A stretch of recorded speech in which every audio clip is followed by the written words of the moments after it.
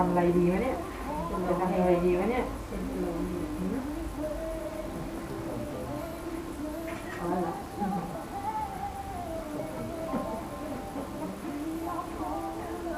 เห็นค่ะ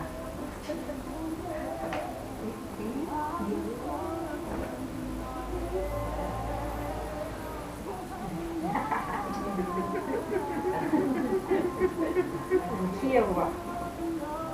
จะทำอะไรดีนึกเร็วจะร้องต่อหรือจะนอน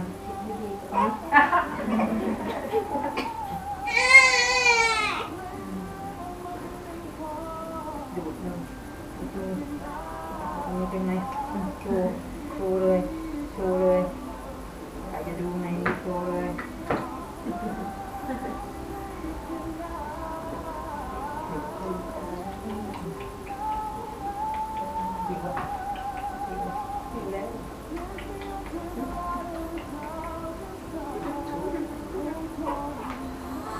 ว่าเอาข้างไหนดีนะทีจะได้นอนอ๋อเดินปลุกว้าวจับแรงๆแบบนิดหน่อยใครมันไม่ได้ด่าจับหน้าปิ๊บให้อะไรเนี่ยมาตาบวมสักรูปนะครับอ๋อดูหน้าเลยใครวะอุ้ยเดี๋ยวคุณ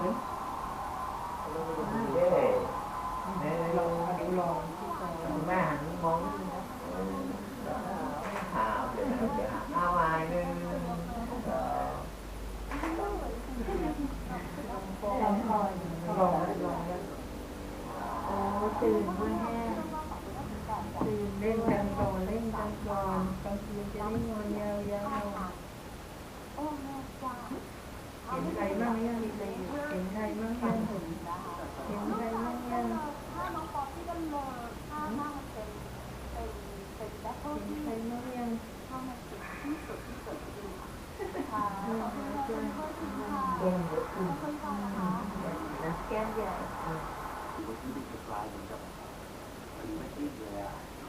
ที่ผมนะเขาต้อง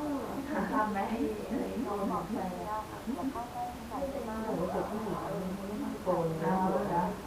แต่ที่จะเห็นว่ามันไม่ผิดนะเป็นวิธีผิดผม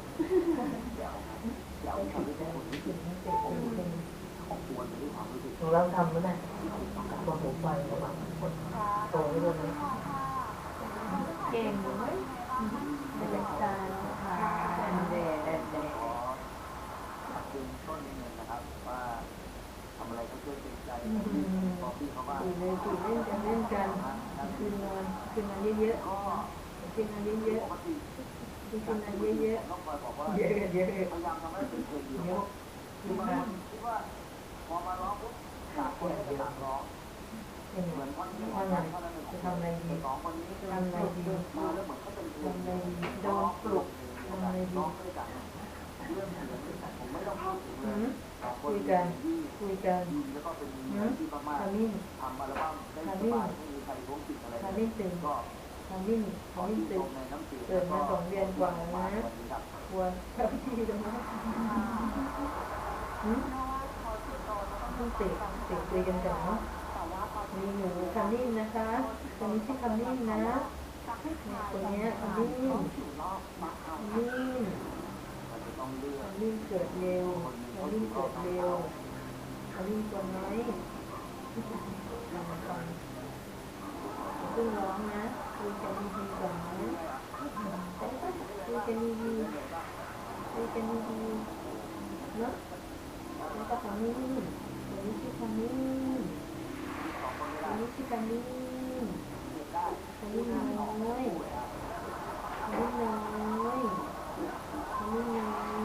เห็นจะวิ่งขนาดไหน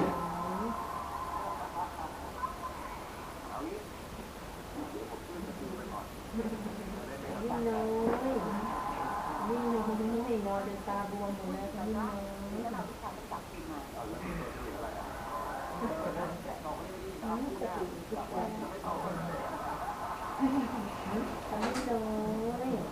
เดี๋ยวขึ้นนอนเนาะคุณเล่นกันก่อนเล่นกันนะใจ อย่าโชว์เสียงใกล้เต็มที่แล้วใกล้เต็มที่แล้วใกล้เต็มที่แล้วเกือบยังใกล้หรือยังไม่รู้จะทำอะไรหรอมีกลัวไม่เขาจะทำอะไรให้อุ้มมันเรื่องกล่องเป็นหลัก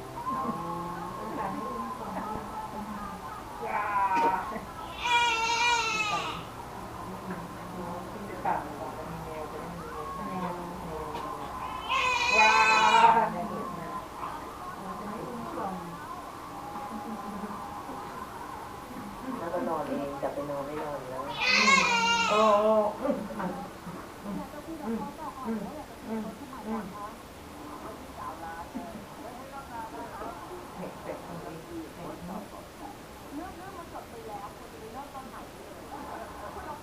ก็แบบนี้นะครับมาแล้วหน้าเนี่ยพอเอียงเข้าอกนี้ก็ร้องแหวงไม่ต้องปองมันใช้ทันขออะไรหมด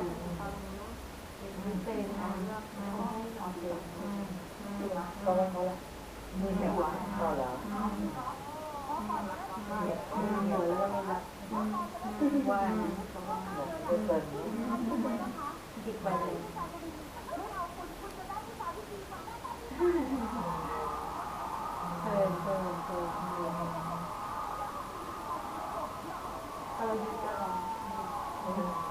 นั่งไม่ได้แล้ว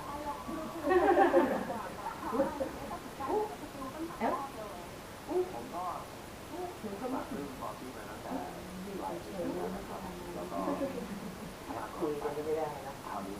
ว่าไงคุยจะเอ๋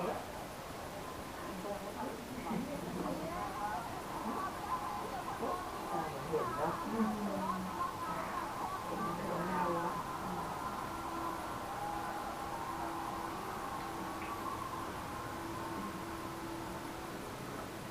แม่ดีก็ให้กินนมแม่ทุกคนไม่มีเวลาตาไม่สีจะกินเลยตาอะไรไม่เหมือนกินช่วงนั้นสั้นตาจริงๆอันนี้กระจงเช็คไม่ได้คือเขาก็ไม่ได้เหลือได้แต่เช็คเหนียงบ้างแต่ไม่กินน้ำเปล่าอย่างนี้เป็นว่านะ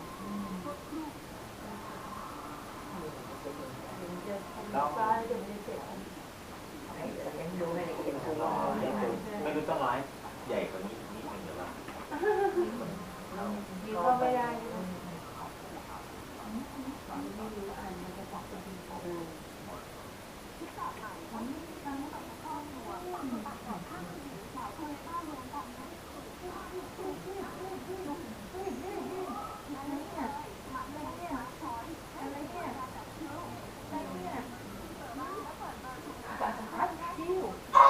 ว่ามันไม่สุดไม่ออกเคยไม่เคยเป็นเลย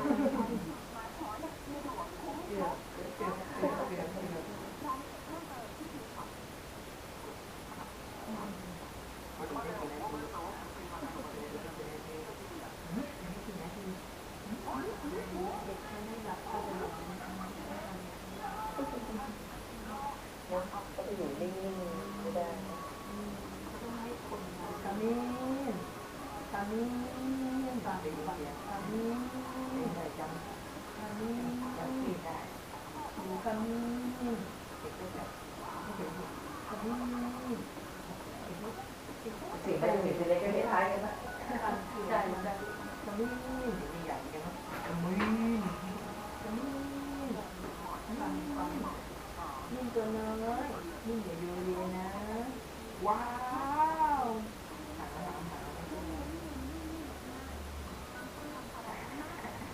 ตื่นนานหน่อยปากไม่จับได้กับจมูก